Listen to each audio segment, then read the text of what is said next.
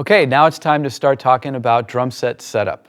So the first thing that you want to keep in mind when you're setting up your drums is that the drums set up to you. You don't set up to the drums. So the first thing that you need to do is make sure that you have really good throne positioning, okay? And that starts with your throne height. So you want to have the throne high enough so that your legs, your thighs, are at a slight angle downward, okay? Super important. Also, you want to make sure that all the weight of your torso and your core is on your seat. Now, once you've got that, the next thing to do is put it in position and put your foot on the bass drum pedal. So if you'll notice, my foot is on the sweet spot of the pedal, which is right here on the DW. And I'm at a good distance away from the drum. And here's how I gauge it. The first thing that you want to do is make sure that your knee is just behind your ankle, okay? And the reason for that is because you want to generate and control rebound from the bass drum, which is that. Now, let's just say I move up here and I put myself so that my knee is above my ankle. Now the rebound is much less because the angle of my ankle won't allow the beater to come back so far. On the other end, let's say we were back here and my foot was back far on the pedal. I get great rebound, but I can't control it because I'm too far back on the pedal. So you have to kind of find the right balance. So there's the sweet spot of the pedal, and that's the angle where I can get the most rebound. Okay? Now, the next thing that you want to do is look at the hi-hat. And there's a couple considerations for the hi-hat. The first consideration is your foot. So you want to make sure that your knee is over your ankle. So it's different than the bass drum. You want your knee over your ankle so that you can use the weight of your leg to keep the cymbals closed. You don't want to have to push super hard on your toes to keep those cymbals closed because that's going to throw off your balance, okay? So you want your weight on your seat. You want to be able to throw your leg up in the air, keep your foot up, and keep the cymbals closed. So you want to be close enough to the instrument so that you can do that easily. Now, the second thing to consider is for your hand position, right? So when you're playing grooves on the hi-hat, you want your hand to be able to go right from your resting position on the snare drum to the hi-hat, nice and comfortable. You don't want to be out here, and you don't want to be in too close. You want to be just like that. So you want to find a place for your hi-hat so that your leg and foot are comfortable and your hand is comfortable.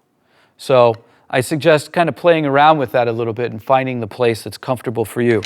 What you're going to notice ultimately, though, is that the hi-hat pedal is going to be closer to you than the bass drum pedal will be, okay? All right, so once you've got your bass drum, your hi-hat, and your throne together, that acts as kind of a tripod, right? That's your foundation. So now the next thing you need to do is bring the snare drum in.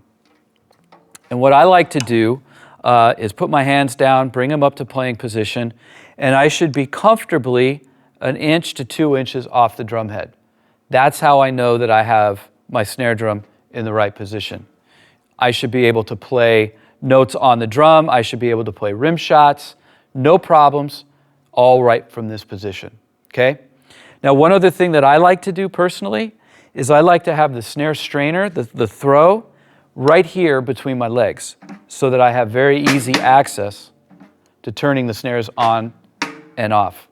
You'll see a lot of players put it out to the side, which works great too, but I like to have mine here because I think it's kind of the easiest access point.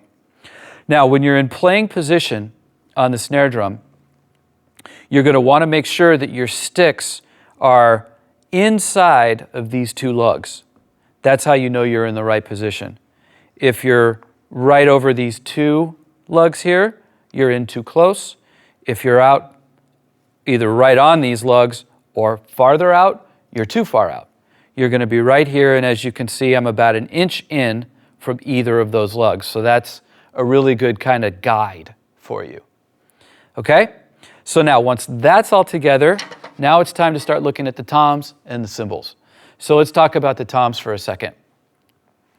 What I like to do is make sure that all of the toms are placed so that they're close enough and easy enough for me to get to without having to reach too far. Okay? So I want to be able to go from the snare drum to the high tom without moving too much. Okay? Now, I do that because it'll allow me to play much faster and play with more flow and play with more comfort.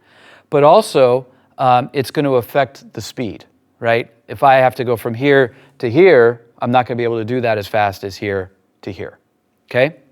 So you want to keep it nice and close, and then you want the toms to be close to each other.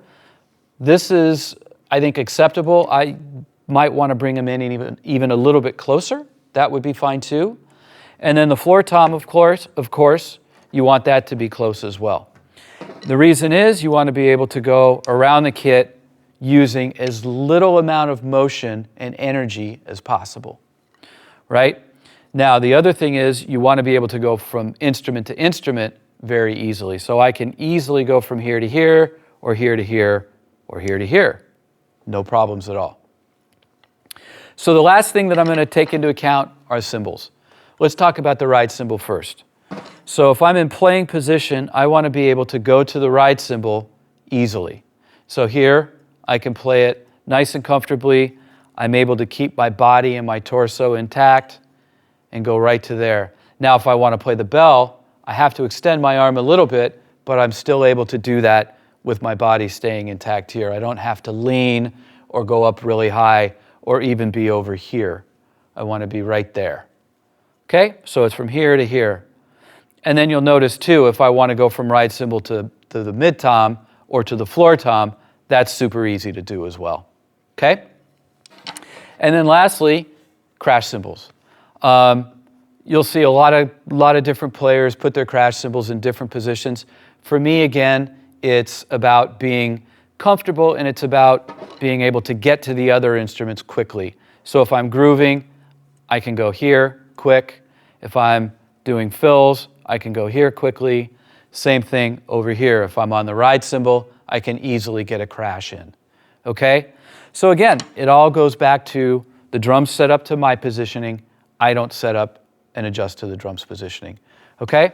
So with that said, you're going to do a lot of experimenting with everything that we just talked about, and I encourage that. Experiment with your throne height, with all your positioning, and ultimately find something that works for you, because it's a very personal thing, and it's just going to take a lot of exploration and trying to kind of find what exactly works for you. Okay? All right. Enjoy.